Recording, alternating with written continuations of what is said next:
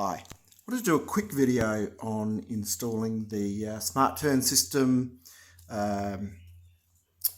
which is makes the indicators go on and makes the indicators go off automatically. This is for my Yamaha Bolt. I haven't had a Honda for a while. It's a R-Spec 2014. As you can see from the underside of the tank, it goes out in wet weather. So this is my daily commute. It's not a show bike by any stretch of the imagination. It gets wet and it gets dirty, and particularly under the tank here.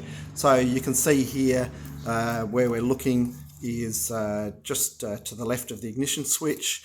What I've done is I've lifted the tank up and back, and that's exposed the wires I need. So I haven't taken the tank fully off.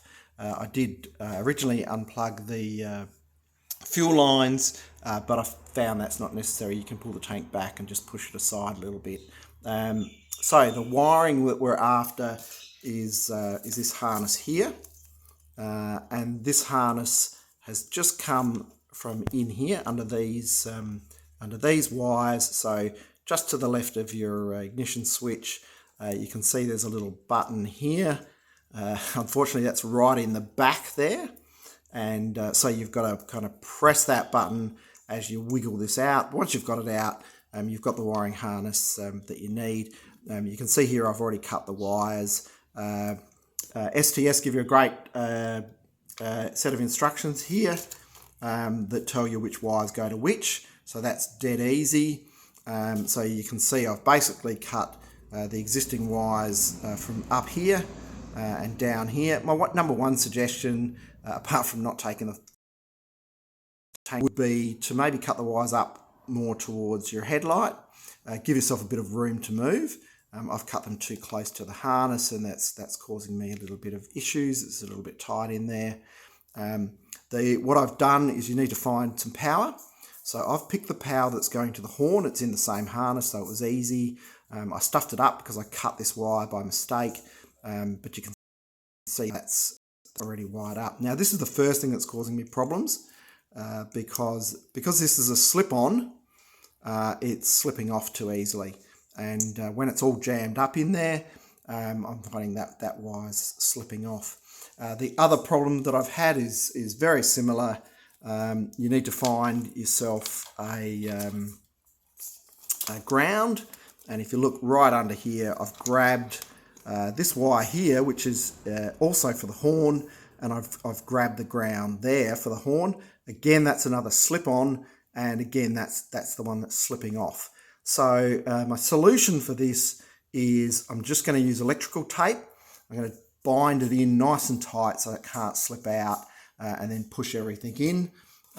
What I've decided, or where I've placed the STS, it needs to be sitting like that. So the arrow's forward and it's pretty flat, and it fits really neatly just in there. The problem is all the wiring is in the harness, which is just back in here. And so it's a fairly tight fit to get everything in. When the tank slides back on, it goes very, very close to that. So you just need to get all your wiring and stuff neatly tucked away. And that's the main thing that's been causing me problems is when I tuck away the wiring, it's been pulling out either the power or causing me problems. But that's my little tips for installing the STS. When it works, it's brilliant on turns, on roundabouts. We've got lots of roundabouts, and even when it doesn't work, it just cancels itself within about 10 flashes or maybe a bit more than 10 flashes. So highly recommend it. If you want to have the system that automatically turns your indicators off, everything, you just plug this back in before you put the STS in there, plug that straight back in there, click it in, obviously connect all your wires up, have it all nice and neatly taped up, and Bob's your uncle. All the best. Cheers.